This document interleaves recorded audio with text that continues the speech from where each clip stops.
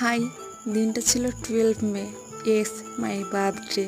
তো আমি ভীষণ ভীষণ হ্যাপি, বিকজ আজ আমাকে কোনো কাজ করতে হবে না, কোনো বকা খেতে হবে না, শুধু খাও আর দাও, এটাই কাজ। তো সকালে দেখলেই লুচি আর ঘুগনি হয়েছিল, তো আমি লুচি ঘুগনি খাওয়ার পরে স্নান টান করে লাঞ্চে বসে গিয়েছিলাম। আজকে তো অনেক মেনু হবে, বিকজ মাই বার্থডে। তো আমি ভীষণ হ্যাপি, আর সব রান্নায় আমার খুব পছন্দের হয়েছিল। আর আমি না টক দইটা খুব পছন্দ করি, ভাত দিয়ে খেতে তো আরও ভালো লাগে। আমি পায়েস অতটাও ভালোবাসি না, জাস্ট ওই যেইটুকু নিলাম দেখছো এইটুকু, তার বেশি না।